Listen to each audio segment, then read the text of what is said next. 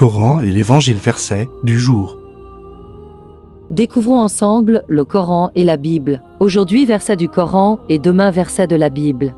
Voici les versets. Sourate 9, versets 121 à 129 et fin de la sourate 9.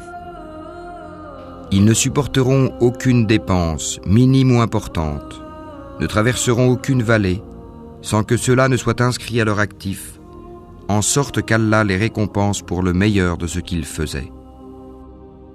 Les croyants n'ont pas à quitter tous leur foyer. Pourquoi de chaque clan, quelques hommes ne viendraient-ils pas s'instruire dans la religion pour pouvoir à leur tour avertir leur peuple afin qu'ils soient sur leur garde? Ô vous qui croyez, combattez ceux des mécréants qui sont près de vous et qu'ils trouvent de la dureté en vous, et sachez qu'Allah est avec les pieux. Et quand une sourate est révélée, il en est parmi eux qui dit « Quel est celui d'entre vous dont elle fait croître la foi ?» Quant aux croyants, elle fait certes croître leur foi, et ils s'en réjouissent. Mais quant à ceux dont les cœurs sont malades, elle ajoute une souillure à leur souillure, et ils meurent dans la mécréance.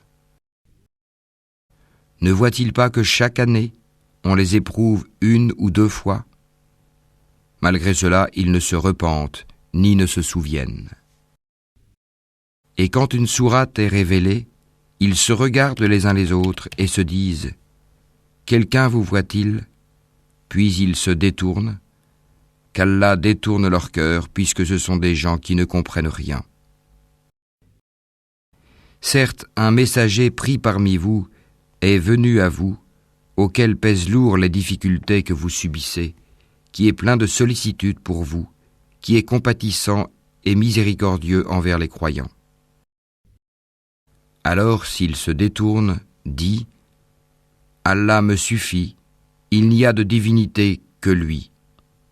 En lui je place ma confiance, et il est le Seigneur du trône immense. »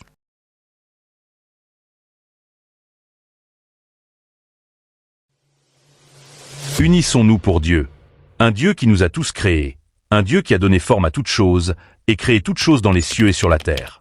Un Dieu qui est toujours avec nous, toujours présent dans nos vies et jamais absent. Un Dieu qui sait tout, voit tout, entend tout et rien ne lui échappe. Et il connaît même le contenu des cœurs. Pour lui, cherchons les points qui nous unissent au lieu de chercher les points qui nous divisent. Jésus et Mohammed. Pas de comparaison, ni de distinction. Eux deux comme les autres envoyés. Noé, Abraham, Moïse, Jésus, Mohammed et les autres. Eux tous ont été choisis par Dieu pour la même mission. Appeler les gens vers Dieu et faire la volonté de Dieu. Voilà leur mission. Grand respect aux 3 livres.